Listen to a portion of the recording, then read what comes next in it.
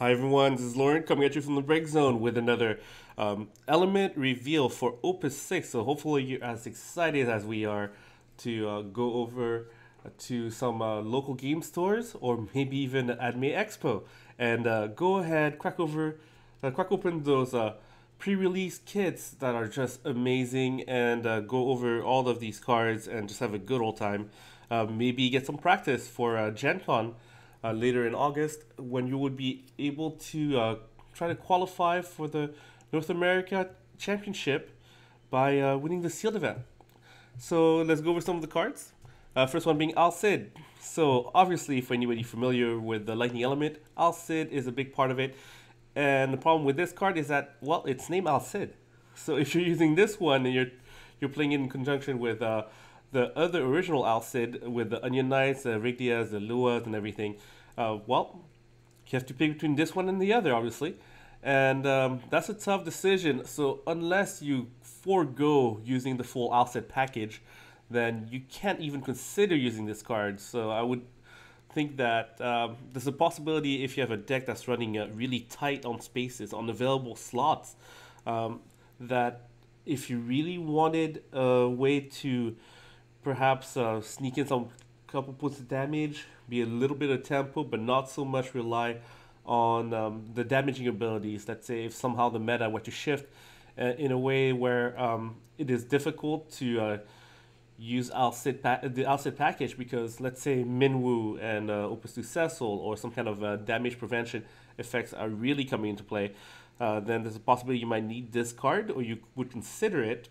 And if you didn't have access to, for example, adding ice as your secondary element to your deck, then this is a way to dull two forwards. So in sealed, this card is a bomb. It is amazing. So being able to actually get dull two forwards is a big deal because you only have 6 life in sealed.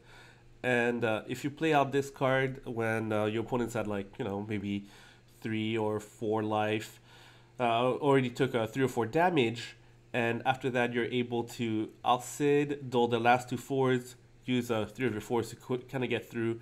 And there's very few EXs normally. It's hard to stack those in sealed unless you're very lucky. And so this card can come in and just wreck their game plan. Alright? Next up, we've got a card that I really like. Arisha Al-Rashia. It's already been spoiled, so it's a 2 CP backup. It's a heroic or sorceress type 0. I think it's amazing because to be able to use 1 lightning CP dull and to discard a summon to search for 1 summon and add to your hand. For anybody familiar with the usual mono lightning package, you go with 3 7 cost Odins, and you go with 3 Edeas as your EX burst, and sometimes you open up your hand and you look at it and you see, well, that Odin's supposed to go off the top of my deck, not in my hand. And when it does, you tend to discard it to just play things out. And, being able to have a card such as Risha Al-Rashia be so flexible as to be able to turn any summon in your hand that you might not like so much into any in your deck and construct it is going to be amazing. Turning your 7 CP Odin into, let's say, an Exodus when you need it. Or even you start going to other elements and you use lightning with any other element and any of their summons. I am very excited to see this card just take off and be an archetype you could think about, that you would consider. And in sealed, well, sometimes you have like a couple summons and you really, really want a certain one to come up more often. This card is going to be very good. I look forward to seeing it a lot, and I'm pretty sure that some people are going to get sick of seeing it actually pop up so often, as a 2 CP backup becomes so flexible with so many options. This card is a must-have in my opinion. Next up, we've got Edea. So one of the things about this Edea, well, it's called Edea, and the main one that is normally seen in Lightning would be the 6 cost X Burst that destroys a forward based on the amount of lightning backups that you control. So 4 CP backup, that's a witch, so that's interesting. Final Fantasy VIII Theater Rhythm, pretty cute art. So if you dole and put Edea into the break zone, choose one job witch in your break zone, put it into the field. You can only use this ability during your turn. So this is interesting. This is, you can use it in conjunction with the other Edea as, I guess you could say, a fourth copy. And since the general game plan for Mono Lightning that likes to rely on Edea would be to have 4 to 5 backups. So if you have 4 backup slots, your Edea somehow they kind of all got broken or put into the break zone. And they're only sitting normally at 6,000 power, so they're not very big. But being able to bring, well, let's say a fourth copy that you can make come back on call would be very interesting in my opinion, and very useful. But it is a very telegraphed move because obviously you're spending one turn to play this backup, and after that you spend another turn to break it. So it seems to be a very that might be the kind of proactive play that is better for when you want to be the aggressor at that point. Maybe not throughout the game, but maybe you were able to stabilize, and after that you want to go ahead and start bringing forwards to clear the way for yourself. But keep in mind that also means that this would work mostly if you're the opposing forwards that you're trying to break are 4 CP, because obviously if you have this Edea in play as your 5th backup and you were to break it to bring out the other Edea, that means that, well, the most expensive forward that you can break with the forward Edea would be 4 CP. So in sealed, I don't think this card's going to be seeing a lot of play because, well, unless you're going to bring back a bunch of witches from your break zone, such as maybe Ultimisia, which we'll go over later, you don't want to just go ahead and break an Edea to bring out another Edea, because that's just counterproductive at that point. Unless maybe there was a way to take advantage of having some kind of maybe auto effect that triggers off of playing backups, but that doesn't come to mind right now. So maybe it is good, maybe it's just okay. All right. Ooh, next up. Oh, that's a pretty one. All right. Hi, Matthew Kimoto. Yeah, that's Estinien. All right. So Estinien is a good old time. When it was spoiled last week before the SoCal Crystal Cup, everybody went nuts over it, and rightfully so. We're talking about a 5 CP AK Dragoon from Final Fantasy XIV, which has such amazing abilities on it. If you control 5 or more backups, Estinien gains haste. When Estinien is blocked, break the blocking forward. And for 1 lightning CP, activate Estinien. Estinien can attack once more this turn. You can only use this ability during your turn and only once per turn. Okay, so as we mentioned earlier when I was talking about like Edea, most of the time the current Mono Lightning decks like to go out there and put out 3, 4, 5 backups pretty early on, and that works with Estinien once you want to get aggressive. So once you stabilize, you can go ahead and you don't feel too bad about leaving a forward out there dull, because, well, you want to attack at that point. But if you're still in the middle of stabilizing, Estinien might not be the card you want to rely on so much, because AK is good, but it's not gonna be able to what's it called, so effectively block all the time, as some of the aggression at times might be either a little bit larger or a little bit more tricky. But on the other hand, what's really amazing about it is that, well, it'll gain haste, so you can kind of finish off the game, surprise the opponent, and, well, being able to just break things as soon as they are declared blockers is very relevant. There's very few ways. There are ways definitely to keep to make a forward unbreakable that cannot be broken by opponents' summons or abilities, and there's a few forwards out there that come to mind, such as the Opus II Legendary Vincent.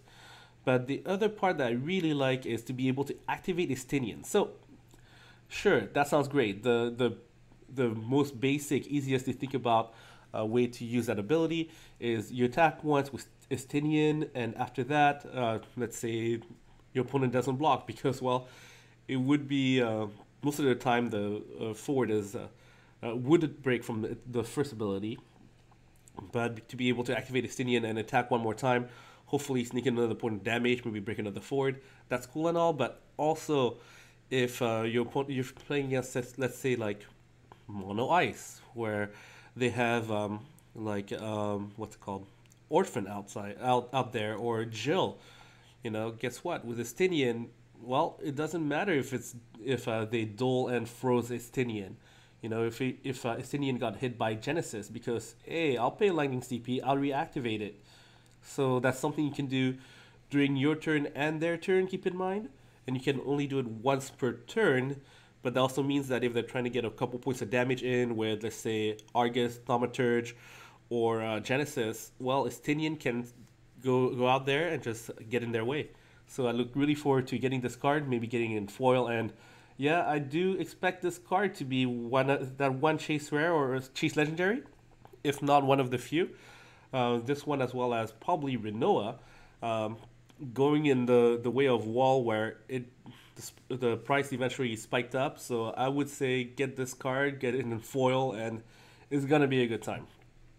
Okay, well, I don't think you're gonna be as excited about this card that's coming up, because it's also named Estinien, and it is very efficient, you could say. So 3CP 7K Dragoon, Final Fantasy 14. You can only pay with CP produced by lightning backups to play Estinien from your hand onto the field. So no discarding cards for CP, and no using, let's say, Chaos or Cosmos to be able to play, or even backups that are able to duel for any element, such as, if you have Leo in play, for example. But on the other hand, it's a 3-cost 7K with haste and first strike. That's very good. So it'll work in mono lightning if, for example, you don't have the other Estinien in play right now, or you're trying to stabilize. This card is a little bit helps a little bit with stabilizing against a meta or a deck where there's a lot of small forwards, such as let's say Turbo Discard, but keep in mind that it's not going to be able to reactivate or anything like that, and it's going to be difficult to play into any deck besides Mono Lightning. So I can't really advise you too much to play this card specifically, because the other Estinien is so good and constructed, and in sealed. Well, if you happen to be able to pull off having 3 lightning backups, well, good for you. But that's not really easy in sealed. Well, it depends if you're talking about the 6-packs or 9-packs. In 9-packs is a possibility, but that's a bit of a stretch at times. And if you're somehow able to reliably do so, get 3 lightning backups early on, then that's great. That means somehow your sealed pool was so stacked with lightning that you're able to pull it off. So unless you run into that situation when you're able to do so, and you have a couple of Estiniens in your pool, then go ahead and do so. But that's gonna be a bit of a stretch. All right. Next up, oh, I feel so betrayed. Top 5 betrayals. We've got Kain. All right, so Kain 3-cost 9K. That sounds really good when you look at just those stats, right? Category 4, Dragoon. I think this card's been spoiled before, but when a Dark Forward, your opponent enters the field, your opponent gains control of Kain. When a Dark Forward you control is put from the field into the break zone, your opponent gains control of Kain. So Kain's going to go back and forth if people play any Dark Forwards. So on your end, if you play with a Dark Forward, that's no big deal. But if your opponent ever plays a Dark Forward, then Kain's going to go and join them. That's very thematic, I guess. It fits the flavor of the actual storyline for Kain. And I really love Final Fantasy for the way they pay homage to all the games that they use, all the assets that they use from Square Enix. And I mean, a lot of love to Hobby Japan for the way they do that. They actually take their time and go through all the cards, and you can definitely feel the love that they put into their work. So Kain betrays you due to dark forwards. That's thematic, obviously. And so, what some of the interactions that people have discussed in terms of constructed is that, well, if you play Kain with, let's say, Camelot, I mean, if you happen to have a Kain in hand and you have a Camelot and you play your Kain and your Kain's fine and all, and then your opponent, maybe plays a dark forward somehow, and that's not something you always want to have reliably in your hand, whether you're an opponent or not, or at least that's not the way that the current meta is shaping up. There definitely are times when you play against a deck that has a lot of dark characters, such as the Earthwind with the Camelot package. But normally you're not holding on to a dark card because you want to, especially a dark forward, because well, with the Camelot package, normally you go and search them out, and you're not sitting there holding on to your, let's say, Emperor in your hand after you play your Camelot, just waiting for that Kain to drop in so that you can play your Emperor and steal it. That might be a play that happens in the future if Kain becomes very popular, but since there's that drawback of switching sides, I don't know if anybody's going to actually go ahead and build their deck to rely on it so much. I mean, yes, it is 2,000 power larger than the average 3 CP forward, but it comes at a pretty heavy cost if your opponent has any dark forwards, as you're really taking chances. But if you're playing against something like Turbo Discard, having a 9,000 power forward can be a bit of a pain for them. I mean, even the Glacial Bullets won't be enough to break it if they're able to dull it. I mean, on the other hand, if they're able to dull and freeze Kain with a Genesis or an Orphan play, then well, that's going to be hard to reactivate. I'm sure there's going to be ways if you really want to, like Ilua Special, to reactivate all your forwards, give them haste, all that good stuff. Another interaction is that if your opponent were to steal your Kain and you were to use to run the Camelot package in your deck, you could go ahead and play Camelot, and if Camelot goes around and you're playing against a mono element deck and you're able to give it protection from your opponent's element, your whole deck pretty much, then now you have a dark forward to steal Kain, and you don't have a dark forward that will be able to be broken by your opponent. Well, at least not in the conventional means of being targeted by some of their abilities. I mean, sure, there's always like Exodus or something like that to be able to break it. But that means that you're able to steal Kain and most likely give your opponents problems in order to try to regain it. So this is going to be pretty interesting. I don't know how useful it will be in Constructed. It seems to be that you have to go through a lot of trouble to use it, but depending on how the meta shapes out and if people really don't use that many dark forwards at any point, or if a specific deck goes ahead and doesn't use any dark cards, for example, Kain could become pretty useful. And in Sealed, well, there's not that many dark forwards in the set. There's actually only one. So in Sealed, this card is freaking amazing. 3 cost 9k. I mean, I can't praise it enough at that point. So funny how different Sealed is in comparison to Constructed, but that's definitely something to keep in mind. So yeah, if you get this card in your Sealed pool, well, yeah, that you definitely want to consider whether or not you want to play Lightning. But that would definitely be pretty high up there in my priority list. All right, next up, we've got a Black Mage, 2 CP multi-card backup, standard unit, Final Fantasy 14. Okay, the ability is pretty hefty though. 3 Lightning CP, 3 of any elemental. Put Black Mage into the break zone, choose 1 active forward, deal it 9,000 damage. So yes, 9,000 damage is pretty cool. But if you want to compare, for example, this card to another fairly expensive single use, 1 target only removal, you could go ahead and think about 7-drop Odin, with the X burst and the break target forward. And even that card only costs you 7 CP to just break any forward. This one becomes much more let's say, narrow in that sense. It has to be an active forward, and it has to break if it takes 9,000 damage, or 9,000 damage in addition to anything else you would be able to do. So this would technically use up 7 CP to do it, because you have to keep in mind you would have to dole it to break it on top of using 6 CP. So that's like, well, 7 in that case. So I don't foresee Constructed really using this card very much, but in Sealed, yeah, that makes a difference. Being able to just break any possible blocker if you're someone on the offensive has stabilized, trying to seal the game. Your opponent goes ahead and has a blocker out. Guess what? Now they need 2 blockers, because the first one, there's a chance that if you have, let's say, 3 cards in hand, or 1 card in hand now, enough to go for lethal, and they only have 1 blocker out, go ahead and pitch 3 cards, 2 lightning ones, and maybe another one dull, and break back Mage, deal with their blocker, because 9,000 damage is a lot. So in Sealed, there's a pretty good chance that this is going to be used. In Constructed, maybe not quite as much, as 7 CP Odin can have a similar effect, and is definitely more popular, and won't take up too many of your backup slots.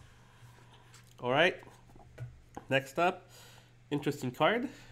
It's been spoiled before. Quetzalcoatl, or as I like to call it, Quizcat. It is just way too hard to remember trying to say Quetzalcoatl. So normally, just like Glacial Bolas in Opus 5, people end up calling it Doom Train, and Schrodinger's cat is Schrodinger's cat. So now we've got a Quizcat, Schrodinger's cat, and a Pavlov penguin. Okay, 2 CP X burst, Final Fantasy 8. Choose 1 forward you control and 1 forward opponent controls until the end of the turn. The former gains plus 2,000 power, and the latter loses 2,000 power. So that's a 4,000 power swing during combat.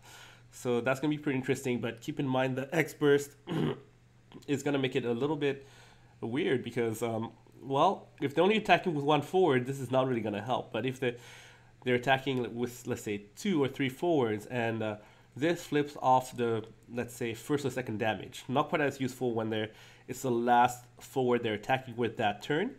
But if it's in your hand, it's great. If it's going to the damage zone, it needs to, well, it would be more useful if they were going to attack with more forwards by the end of the turn. And 4,000 power swing can be quite relevant. I mean, that equates to, let's say, 7,000 power forward being able to win combat against a 10,000 power forward, or even like a 6,000 versus 9,000, or if you want to even just trade even, then like a 6K into a 10K, and that's pretty big in my opinion. So I like this card. I'll have to see whether or not it's going to be amazing and Constructed or not. I think it's kind of it's pretty useful, and it's something to consider if you're getting very aggressive.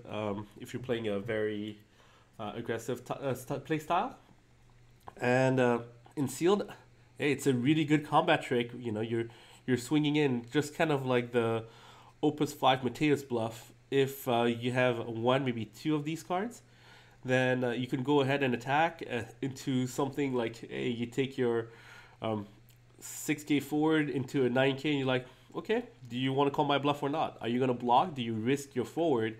And if, in case you do have this card in your hand and you actually play it out, then all of a sudden you've won and broken your opponent's 9,000 power forward. Okay, next up, we've got Colossus. Interesting card. 4 cost multi-card monster type 0 Magitech armor 0, and until the end of the turn, Colossus becomes a forward with 7,000 power, and when Colossus attack, deal 1,000 damage to all the forwards opponent controls. You can only use this ability once per turn. So if you use this card in combination with all of the other effects that Lightning has that relies on targeting a damaged force, we're talking about like Onion Knight or Orlandeau, for example, then this could be pretty useful. Not exactly sure how much should be used in Constructed, But when we talk about sealed, this is not bad. You know, I mean, it's technically 4 cost 7k that can trade up with an 8k for the most part. So it's, in my opinion, it's not bad. But it would be, but 7,000 power forwards that block it would definitely be able to handle it. I mean, sure, they would have taken 1,000 point of 1,000 damage before blocking it, but they would still be there and be an available blocker at that point. So you could use it in sealed, but I definitely would prioritize other cards first. Okay, next up we have Seifer. All right, 3 cost 3k X burst, seed candidate, so you can search it out with a selfie from the set from the City of Final Fantasy category 8. X burst, when Seifer enters the field, you may search for one job witch and add it to your hand. So there's definitely a few witches you could that comes to mind in this set. For example, we're talking about Ultimecia and Edea, and even outside of the set, that's pretty much the only 2 that come to mind. I can't remember if there's that many other ones. And so he doesn't come in that big at 3,000 power, but if you want to think about how efficient it is, it would be like a 1 cost 3k. So I don't really think about Seifer as a 3 cost that it needs to curve out, because you do get the card advantage of being able to search out a card when you have it, and it's also X burst, so that's pretty relevant in that sense if you want to build a deck based around Edea, which is very thematic, and yeah, I mean, one of the problems definitely that it has is that it is named Seifer. So while well, if you're going to use the other one afterwards, which I actually don't have on hand, but I will go over, that's going to be pretty interesting. But it is, well, if you're in sealed, if you're able to get enough copies of Edea, well, that's not going to be that useful. But if you're able to do so in constructed and build a deck based around the 6 cost X burst Edea in conjunction with the backup Edea that is from the set, that would be pretty interesting. And in that case, this card would be a good consideration for constructed, but maybe not so much for sealed, unless you want to count as playing this card second turn, getting a backup Edea into your hand, which happened to be in your deck for somehow because it was in your pool, and then be able to play a 4 cost backup that won't have that many uses in sealed. That seems very niche. So I'm going to turn this card upside down and say that it hypothetically turned itself into the legendary Seifer with amazing art, by the way. That is a 3 cost 6k seed candidate, Final Fantasy 8. When Seifer blocks or is blocked, choose one forward opponent controls. It loses 2,000 power until the end of turn.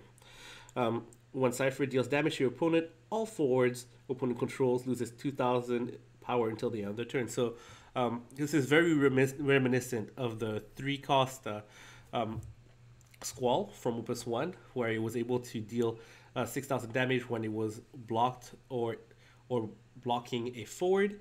But in this case, Seifer would actually be able to reduce the power of opposing forwards. So that's pretty interesting. But also the fact that it's going to force your opponent to block, because if they don't, then it's not as if they could just dodge the effect of minus 2,000 power by just not blocking, because if it goes unanswered while Seifer is attacking, the effect will still go off, so it won't be able to really save them in terms of trading. And you could technically think about Seifer as a 3 cost AK in that sense, that it is able to go into combat with other 8,000 power forwards and trade that way. And there's definitely other abilities in the set, such as Raijin and Fujin, that actually give him bonuses. I think it's like haste and first strike, so that's going to be pretty interesting. And it's a seed candidate, and it, yeah, I personally I like this card, especially if you have a very aggressive mindset or aggressive game plan to your deck. So I look forward to seeing this card, and the art is actually beautiful. Unfortunately, I do not have the card on hand, so I won't be able to show it to you. Alright, next up, we've got Summoner.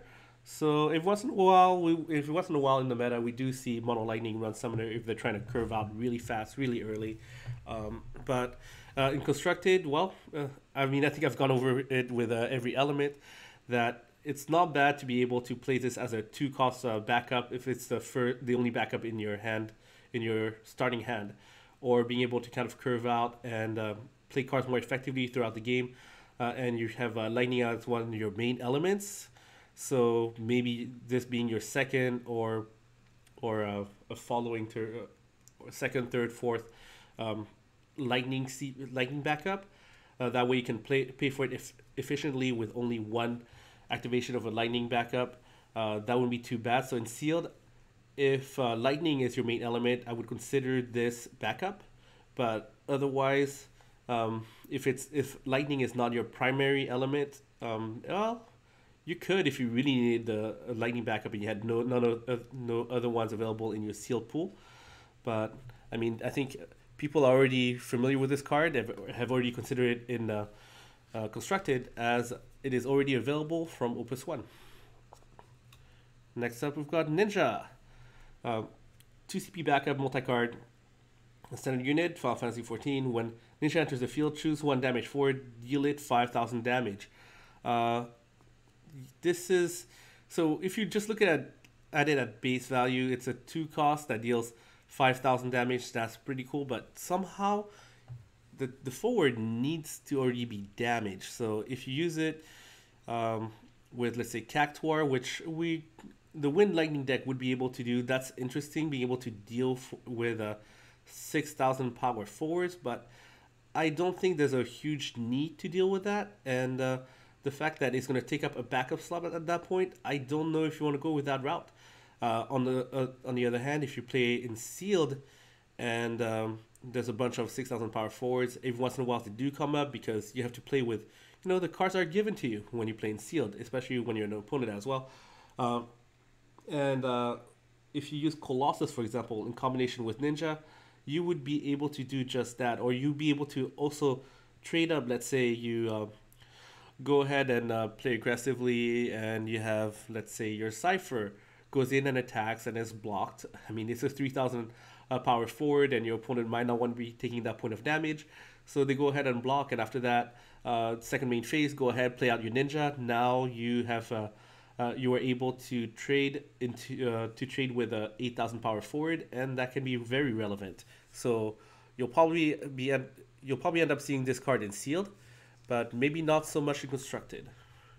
I mean, there's a chance but usually the slots available in a 50 card deck are really feel like there's just not enough at times. So you got to be very picky about your spots, and Ninja might not make the cut. Deep Vern. I have a hard time saying that name, but either way, it's a multi-card, it's a monster, it's a 1 CP dragon from type 0, so it's not a first turn play in terms of removal or anything like that. You want to play it out when you have other lightning backup available to duel for CP. And for 1 lightning and 1 of any element, put Deep Vern into the break zone, choose 1 forward of cost 3 or less, break it. So that's kind of interesting.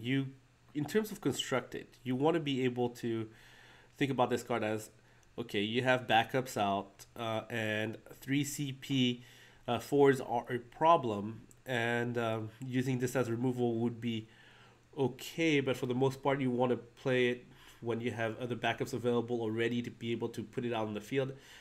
It's not bad. It kind of fits in the meta if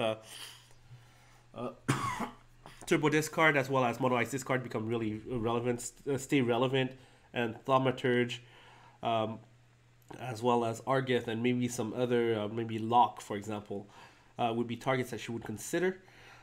This card's okay, but if you talk about sealed, then this card becomes much better, as I'm pretty sure people will be playing 3 CP forwards, as that might be the only thing available to them. You have to kind of fill out 40 spots in your deck, and you try to do it with the most effective forwards, maybe the larger ones, and you're probably going to end up with a deck that has a decent amount of 3 CP forwards. And so Deep Vern is going to be a very good form of removal, in my opinion. Sure, it'll have problems with 4 CP and above, but for everything else, 3 CP and below, you will be able to break them by using different. Next up, a card I really like. Then again, I really like a lot of the Final Fantasy Tactics Advance 2 cards. Vermeille, 4 CP AK, Sword Saint. So if you want to think about how many Sword Saints there are right now, that would be Vermeille, and Orlandeau comes to mind as well. On top of maybe Barks with a bunch of jobs. So when Vermeille enters the field, choose one active forward your opponent controls, deal it 4,000 damage for each job's Sword Saint you control. So by itself, it works kind of like the Opus I variant, where it enters the field and deals 4,000 damage, which is fine. But if you play it with, as I mentioned, Barks with all the jobs, or with Orlandeau already in play, then you're able to deal with deal 8,000 damage to a forward opponent control. So this is going to be interesting. It's on curve. So in constructed, you could there's possibilities that you build a deck around it. I mean, I think it's an okay card, especially if the mono ice meta turbo discard still sticks around, being able to take out, let's say, Argeth or Thaumaturge when you have enough cards in hand. But it's a little more narrow in that sense at times. But if, for example, a lot of Chocobo rushes, where a lot of the Chocobos are what I think it's one of the main Chocobos that people use is 4,000 power from Opus 1. So Sword Saints would be Vermeille would be able to break that on entry. In sealed, 4 cost AK is good, and being able to maybe take out some of the I guess you say utility forwards that an opponent might be using against you might be relevant. Okay. Next up, we've got Ewan. 3 cost, 5k, and it is Final Fantasy Tactics Advance 2, Nightfall forward. And if your opponent controls 3 or more forwards, Ewan gets haste, and Ewan cannot be blocked. So this is definitely interesting. If your opponent likes to flood the board, go wide, put a bunch of forwards out, Ewan's going to be pretty cheeky play, getting in opponent damage each turn because they can't block it anymore, and it has haste. And even so, in constructed or in sealed, I think this card is going to be pretty interesting to see. As sealed, sometimes you get kind of clogged up with a bunch of forwards and standoffs, and Ewan's going to be able to break that board. Lightning is a very strong sealed element in in Opus 6, so I would expect to see a lot of Ewans come around. In constructed, maybe not, but it is an interesting card to keep in mind, as there are definitely possible uses that are for this card, and well, I like the art anyways. All right, next up we've got Raijin, who works in conjunction with Seifer from earlier. 2 cost backup, the City of Final Fantasy Category 8, Disciplinary Committee member. The card name Seifer you control gains haste. So as I mentioned with the other, with Seifer, that Raijin and Fusion works in combination with that and give a possibility of haste and first strike, I believe. And the special is actually pretty somewhat interesting. Raijin special, discard a copy of itself and dull. Choose one active forward, deal it 8,000 damage. You can only use this ability if you control Seifer and Fusion. So you need to form the, I guess you could say, Voltron, Megazord, or whatever combination of cards that you need to put together to form your little boy band team. Being able to deal 8,000 damage is, not something that should usually be too hard for Lightning. So in constructed, this seems a little bit niche at times. But I suppose that if you have multiple copies of Raijin and you really focus your deck on being the power combo of Fusion, Raijin, and Seifer, there's definitely possibilities that you turn your spare copies of Raijin into something fairly useful. Keep in mind that you only need to to be able to have Seifer and Fusion when you declare that you will be putting this ability on the stack, not when it resolves. After it's on the stack, it is able to resolve, and it is able to well, deal 8,000 damage to active forward. So if you're thinking about putting 3 copies of Raijin and maybe 2 copies of Fusion in the deck, and after that you put 3 copies of Seifer, there's gonna be some times when you're gonna have spare copies of Raijin, and it's gonna surprise your opponent when you use his special. So in the sealed, well, if you happen to have Raijin, Fusion, and Seifer in your deck, and there's 2 different kinds of copies of Seifer in the set, it can be relevant. 8,000 damage is very good, and giving haste to a forward is also very good. So, well, depending, if I saw an opponent play a Raijin, I would definitely be weary if they're able to also get Fusion in play and maybe sneak in a Seifer point of damage off of playing it next turn, and after that using the Raijin ability to be able to deal 8,000 damage to active forward. Alright, next up we've got another version of Ramuh, modular this time, and look at all those abilities. From the Art's Amazing, from Mobius 7, select up to 2 of the following actions. Choose 1 monster of cost 2 or less, break it. Choose 1 forward of cost 4 or less, dull it. Choose 1 active forward, deal it 7,000 damage. Choose 1 lightning forward, it gains haste until the end of the turn. So you're getting a lot of value out of this card, and it's so flexible, being the fact that you're able to choose 2 of the most kind of like Wall or Diablos in terms of modular cards. And some of them are very relevant, like being able to break a monster of cost 2 or less, such as, let's say, Cactuar, or any of the monsters like of the monster deck, such as Kobold Droid Yin. And so being able to duel a forward of cost 4 or less, or 7,000 damage to active forward. So all these little things can, the fact that you have so much flexibility, while some of these abilities are quite niche or quite narrow, you could say, being able to have so many available at the same time makes this card a lot more powerful and a lot more viable. And also, well, sometimes giving haste to your to one of your lightning forwards while doling a forward of cost 4 or less from your opponent or your opponent that your opponent controls might win you the game in constructed or in sealed. And in constructed, let's say you're playing against monsters, for example, being able to haste out a forward and break a monster of cost 2 or less, it might actually swing the game around as well. I think out of all the abilities, the one that seems more niche, well, definitely the monster one only works in certain matchups, and the dealing 7,000 damage to an active forward, while you can go and you could say recklessly attack a smaller forward into a larger one, and after that go ahead and break it with Ramuh. So there's so many uses to this card. While if you were to split up all of its effect by themselves, it might not seem as useful, but when you put it all together in a package, it becomes much stronger. And in sealed, well, being able to either dull a forward, give your forward haste, or deal 7,000 damage to a possible, let's say, a chump blocker that your opponent might have in play, this card's going to be good. I definitely expect it to be used quite a bit in the sealed meta. Okay, next up we have Ricard.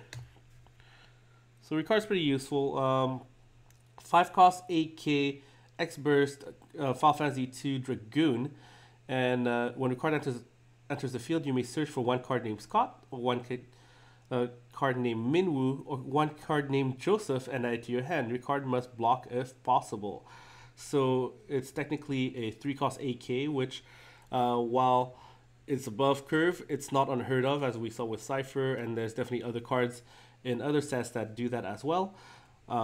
Being able to search out, let's say, Scott or Minwoo, specifically Minwoo, in my opinion, is quite relevant, especially off X-Burst. So there's a possibility this card sees play if you want to build your deck around a combination of water and lightning, for example. And if I remember correctly, Joseph is actually in ice, from Opus. Let's see. Yeah, I think it's Opus 1. So maybe Ice and Lightning. But I don't know how much I want to rely on Joseph. I didn't really ever see anybody play that card. But on the other hand, Scott could see some play maybe, but Minwoo is definitely the big one. I don't know if Constructed is going to go around and build decks based around the interaction between your card and Minwoo, but there's a possibility. And then Sealed, well, being able to get an X Burst, 8K, and possibly extra card out of it, well, that's something to consider.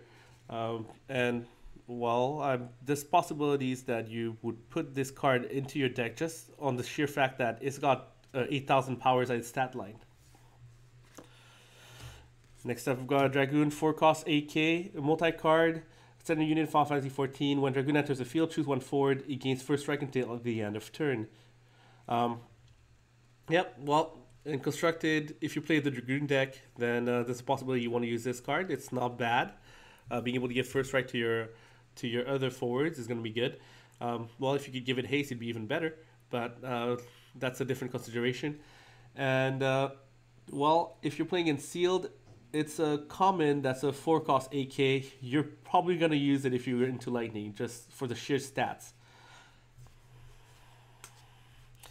And last but not least, guess what? You had one Dragoon, you get another. Alright, 2 cost 5k multi-card, center unit, Final Fantasy Tactics Advance 2. For each job Dragoon and card name Dragoon, other than Dragoon you control, Dragoon gains plus 2,000 power. So it's another common used in combination with the other Dragoon, and you have a... That makes it a 2 cost 7k. Hold on, let's see. Can I just kind of... Whoop, whoop, whoop. There we go. 2 cost 7k. Something to consider.